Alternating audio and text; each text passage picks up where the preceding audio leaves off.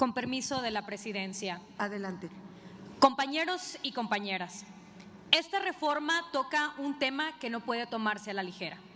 Estamos hablando de cómo se defiende el Estado mexicano frente al lavado del dinero.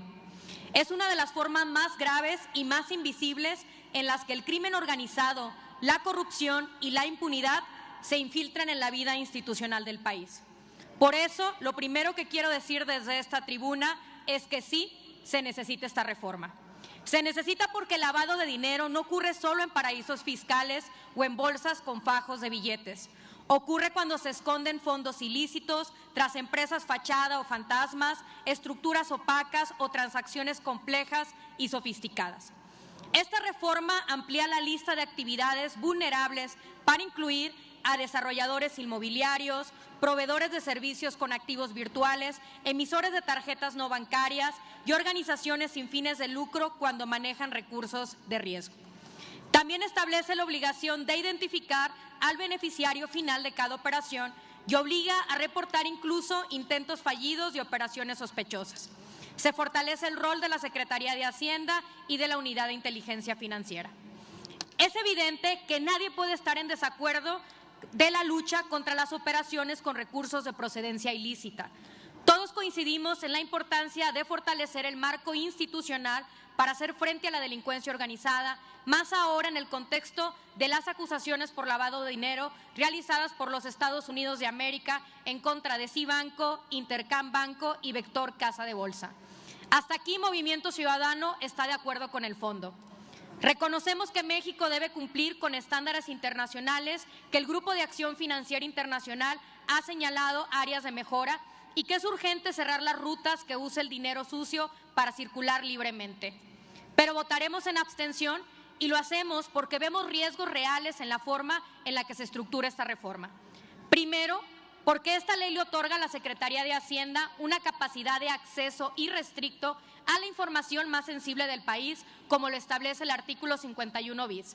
Registros públicos, datos fiscales, información patrimonial, datos personales y hasta biométricos, información de sindicatos, partidos políticos y organismos autónomos.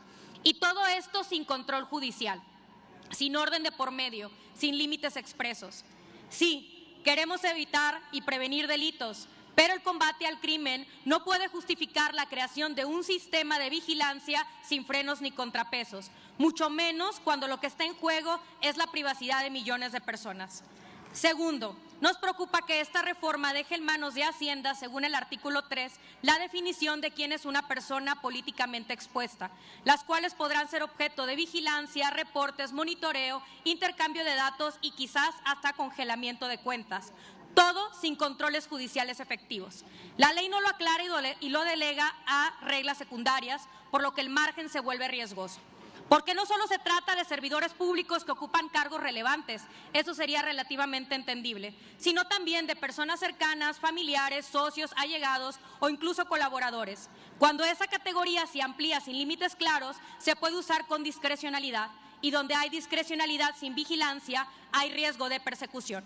Si aprobamos la ley así, entonces permitimos que los adversarios políticos al régimen y también cualquier persona relacionada con ellos pueda ser objeto de investigaciones y medidas restrictivas. Esto representa un riesgo muy peligroso de persecución política y uso faccioso de la ley. Y tercero, esta minuta en el artículo 6 incorpora a la Guardia Nacional en funciones financieras. Y lo decimos con claridad, el análisis patrimonial no es una tarea militar. El control financiero es un asunto civil, técnico y democrático, y abrirle la puerta a la intervención militar sin control del Ministerio Público es un paso más hacia la concentración de poder en manos castrenses. Por eso, desde Movimiento Ciudadano votaremos en abstención, porque sí reconocemos el problema, la necesidad de combatir el lavado de dinero, de cerrar las rutas financieras del crimen organizado y de cumplir con estándares internacionales, pero no validamos esta forma de resolverlo. Porque sí queremos combatir el lavado de dinero, pero no con herramientas que puedan ser utilizadas para la presión política o el control político.